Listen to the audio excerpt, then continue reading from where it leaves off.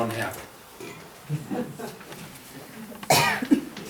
Okay, so the idea of 10 levels occurs early in the Sefer Yetzirah. That's the first place it's specifically illustrated, and the names of the Sfirot, Sphira, incidentally, it sounds like an English word sphere, but the Hebrew does not mean sphere. The Hebrew actually comes from the same word that sofer comes from. Do you know what sofer means? You know what sefer means? Somebody knows. What's a sefer? A book. Yes, good. A sipur is a story. A sofer is, these are all the same roots. Hebrew is made of verbal roots. So Hebrew is a language, it is very different from English. It's not a cognate language of English, so translation is always an interesting challenge.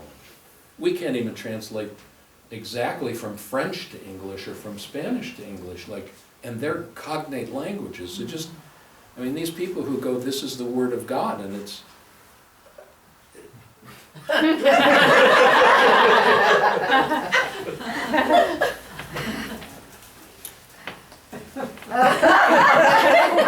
I was at an interfaith gathering. This was in LA.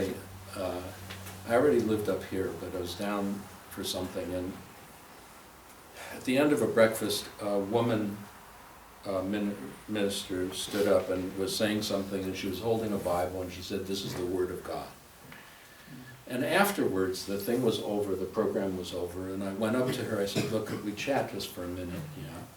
I said, "What do you mean when you say that this is the Word of God?" "Well, this is the Word of God." I said, "So can I look at your book?" So I opened the book, and it's King James translation. Okay. I say, "This is a King James translation."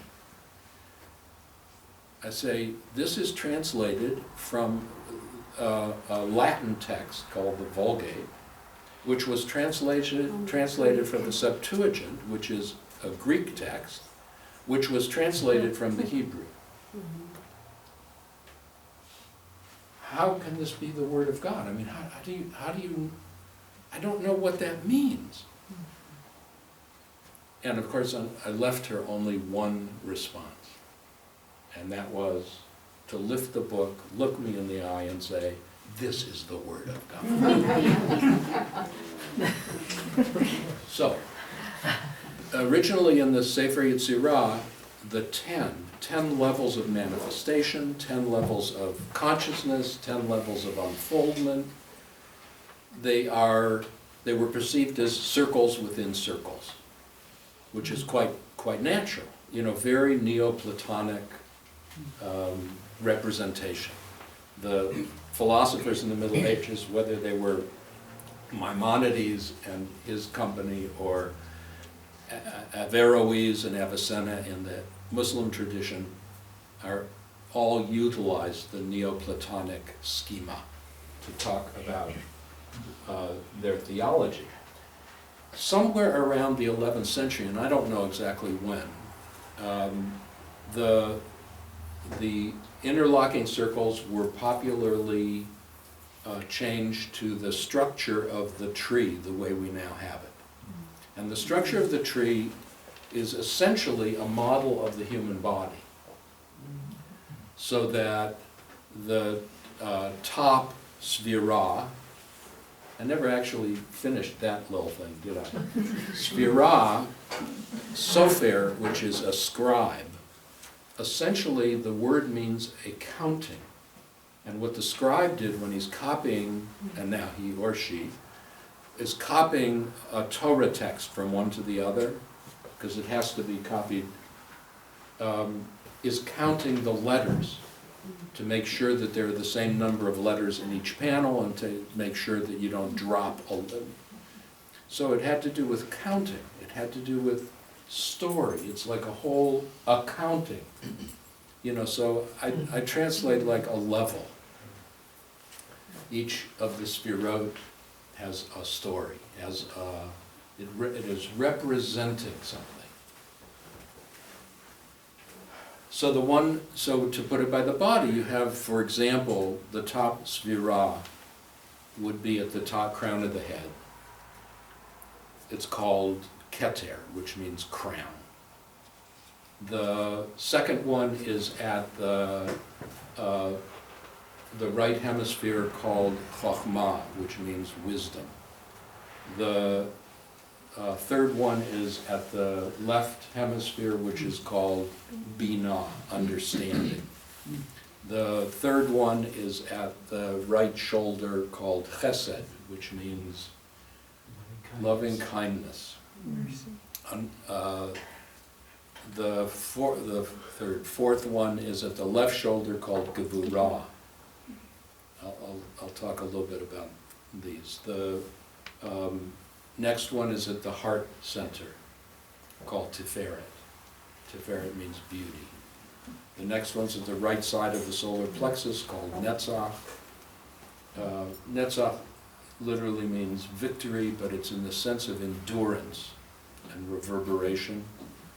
Left side of the solar plexus, hod, which means beauty. Genital area, called yesod, which means foundation. And then either the bottom of the spine or the bottom of the feet is malchut, which means kingdom. I see it at the bottom of the spine because mine is a meditative Kabbalah, and I'm sitting down. You know, so it just, and they're not wedded here. There's some difference of opinion, obviously. You know that wherever there are two Jews, there are three opinions anyway. So I'm sharing with you as clearly as I have it now, but it's still happening. And I've been working with this for a very long time.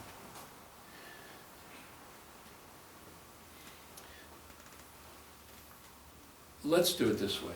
The tree, from the top down, represents the path of creation. Namely, the path of going from nothing to something. Malchut is the world we live in, the kingdom. The tree, and there's a lightning flash on the tree that represents how the energy flows. So it goes in those directions. The tree from the bottom up represents the path of spiritual awakening. Because spiritual awakening is going from something to nothing. Spiritual awakening is starting to let go of the boundaries and let go of the definitions and let go of the resistance. And so they are, according to Kabbalistic image, that lightning flash is happening at an extremely high vibrational rate all the time. And when it reaches the top, great book, a guy got killed in an airplane accident, called something about the pendulum. Any rate. Stalking a wild pendulum. Yeah. It's called then high. Right. So at the very top and at the very bottom, there's a pause. You know, as it goes very fast, but there's a slight stop. It's like your breath. A little pause at the top of the breath, a little pause at the bottom, where nothing exists. It's great. We can't know it. You know how flawed our senses are at representing reality to us?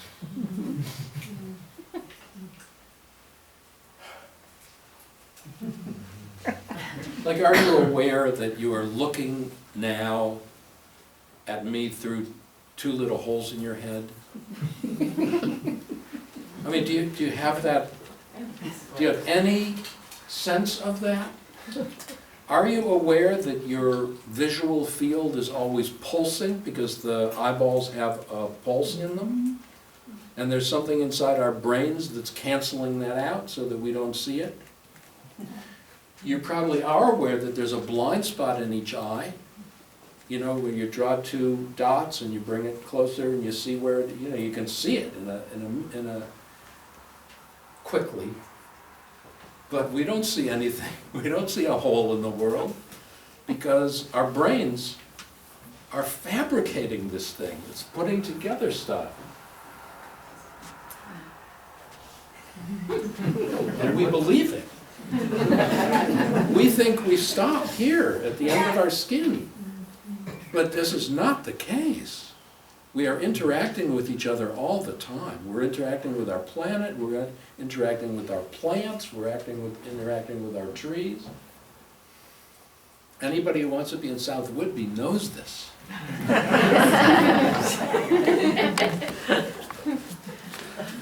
Okay, so here's, how many people know something about geometry? Okay.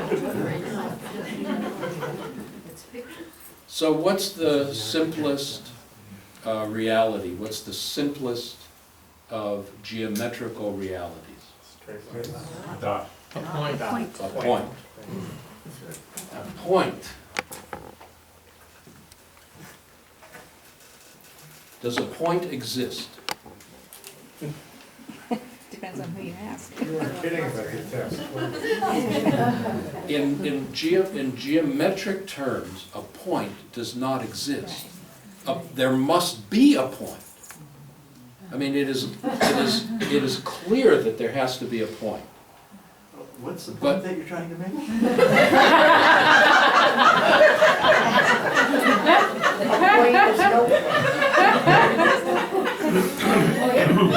I don't know. Okay, what's the next simplest geometrical figure? Points together make a line. Yes, you need 2 points, Oh, 2 points, and you got a line. Does a line exist? No. I mean, do you really get it? A line does not exist. We draw it, so that we see this thing.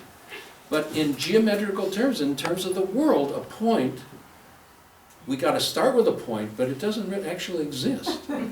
We got to have a line, but a line, it doesn't.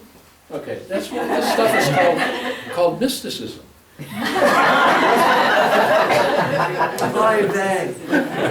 What's the next figure that you get? How many points do you need? 3. Yeah, 3 points gives you a triangle.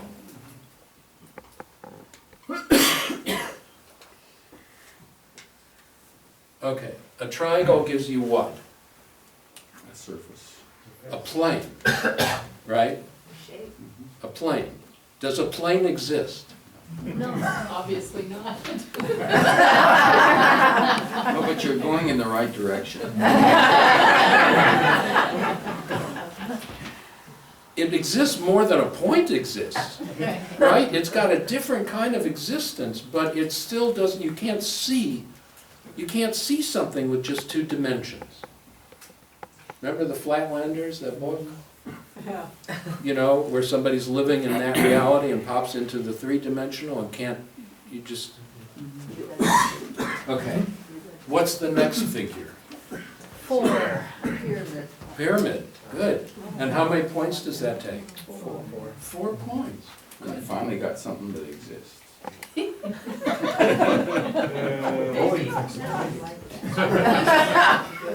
Okay, now here's where I wish, I'm not going to do this very well.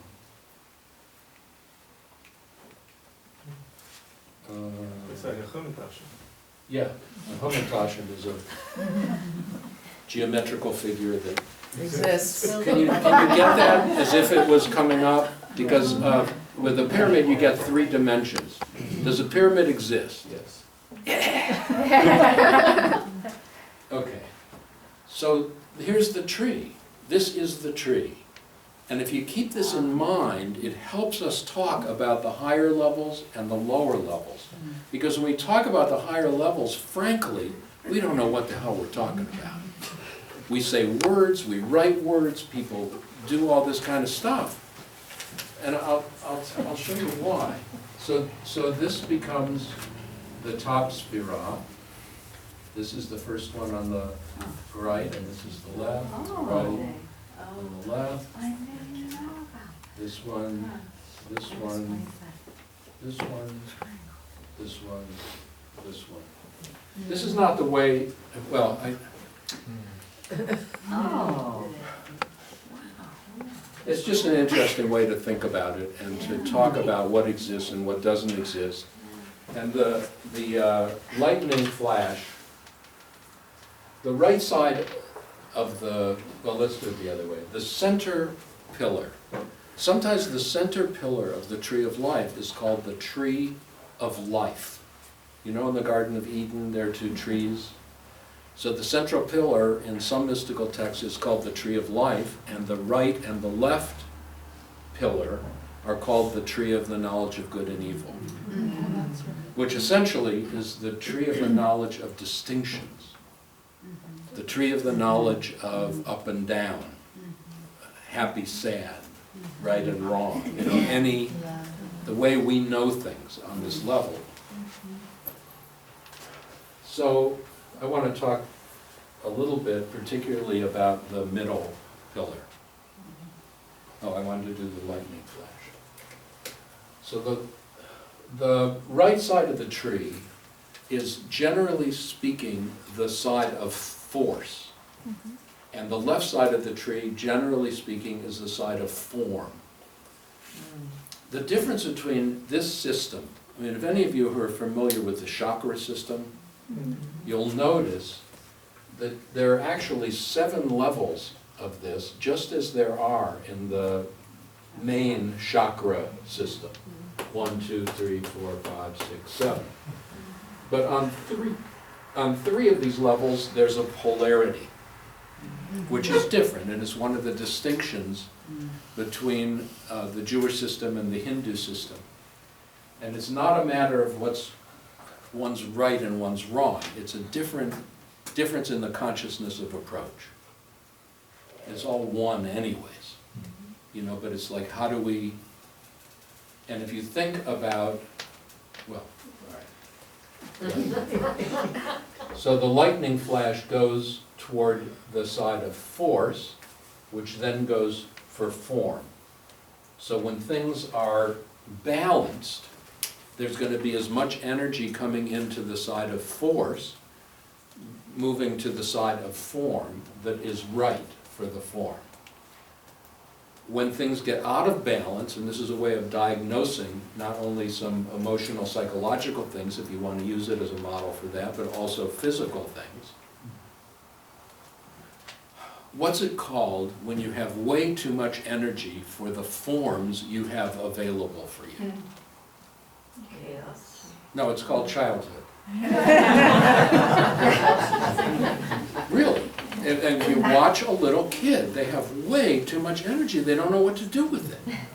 You know, and they get into trouble because, and what do you call it when you've got way more forms available than you have energy? That's right. I mean, you get a sense of what it's like and how we go out of balance. When we get into difficult situations, one of the ways of looking at it is, how am I out of balance now? On an energetic level, and what do I need? You know, to look at where, okay. So it goes again back to force, again to form, goes down to heart, continues down to the side of force, goes over to the side of form, and then grounds itself. And the vice versa motion would be to backtrack. Although we can't go into it, it gets too complicated for right now. If you try to do spiritual development without following this particular pattern, you wind up empowering the ego rather than helping to release the ego's hold on us. And you get a phenomenon known as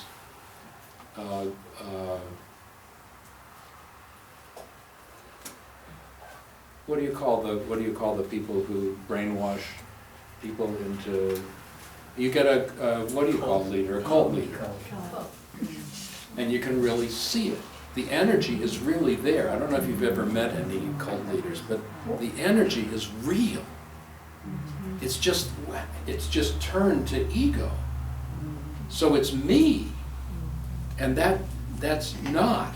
I mean, there are ways of knowing a spiritual path, and that's one of the ways of knowing it is that it's not for self-aggrandizement.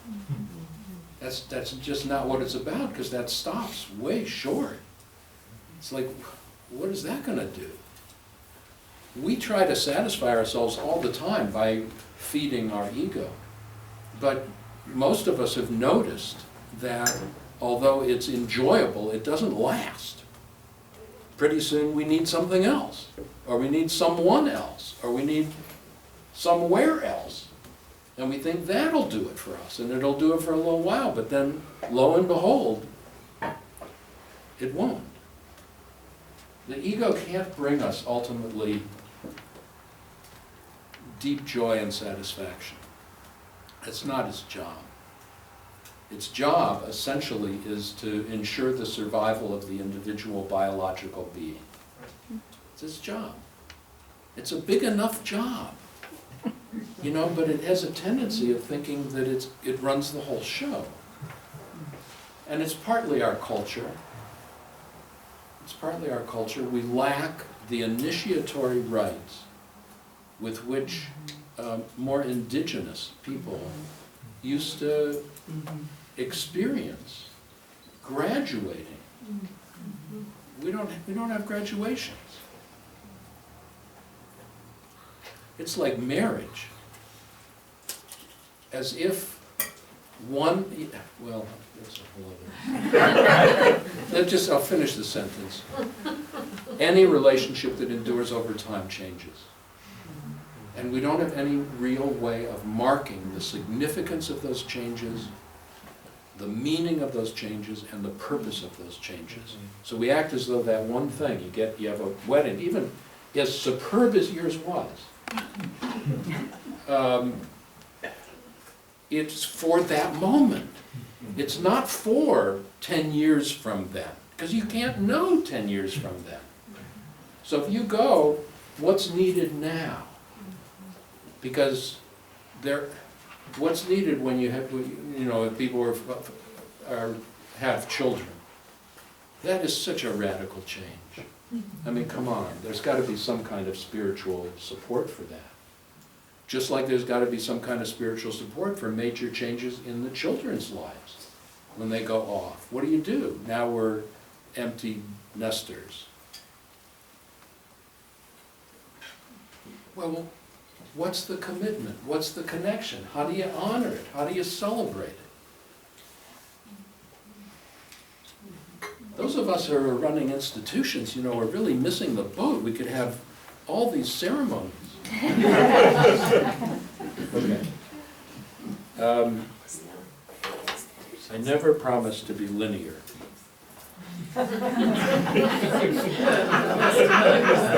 You're writing.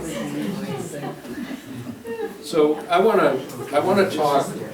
I'm going to talk for a few minutes, and then I'd like to invite questions.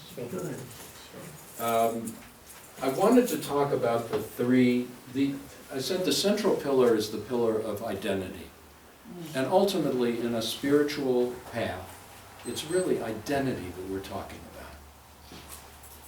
Who is my I? How narrow is my I? How boundaried is my I, my identity? The central pillar is all I. But the I at the top is absolutely inclusive I.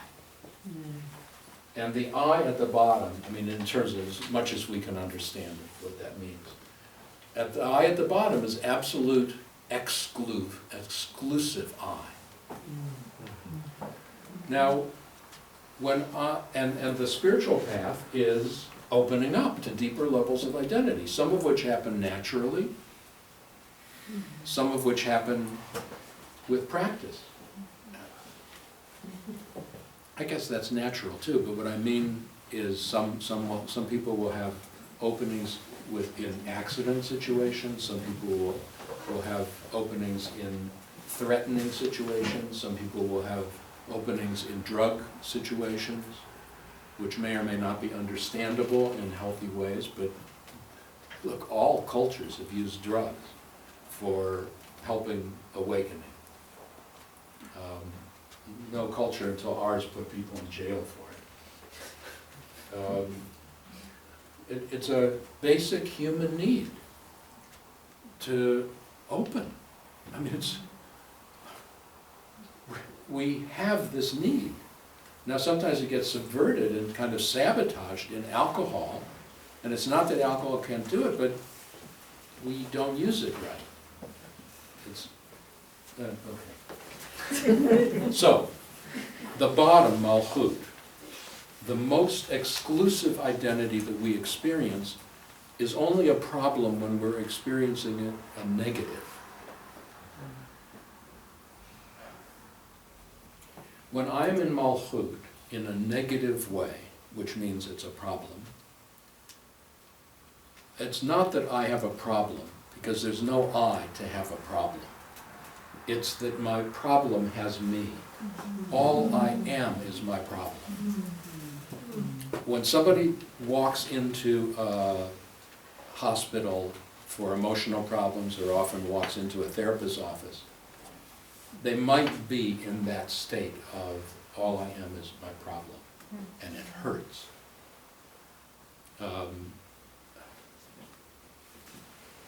It's like looking at the world through a funnel, and all you see, you don't see anything, all you see is that.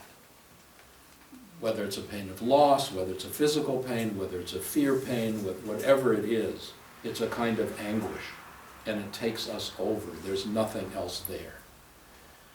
All of us have had that. Some of us have had the misfortune of walking around with it for a real long time.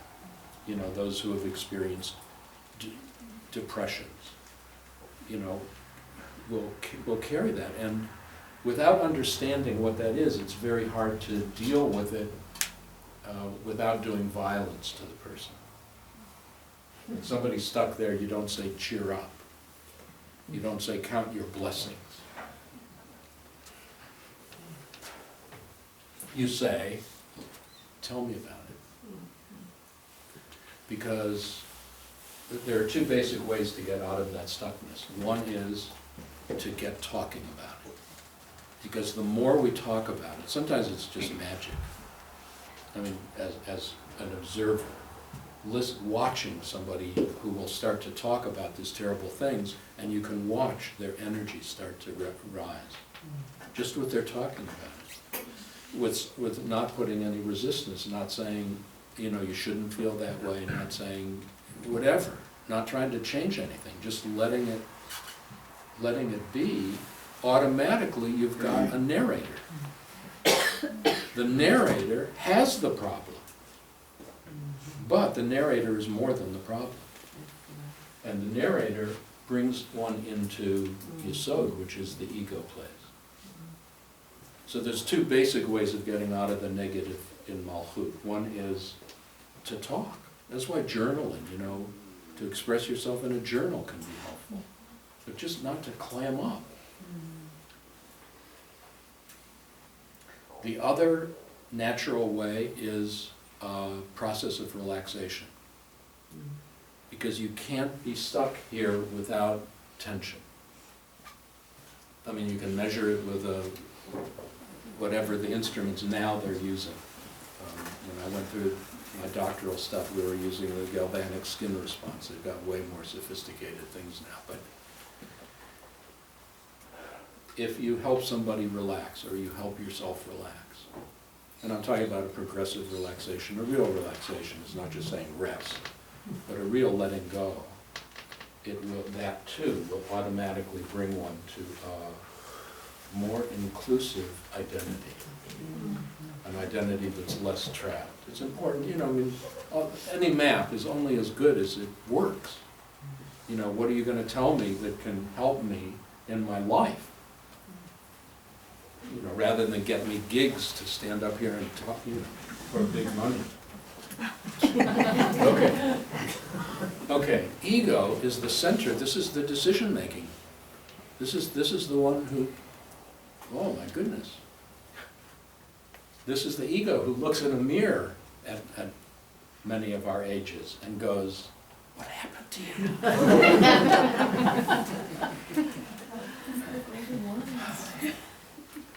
The ego, and this is a lesson I learned from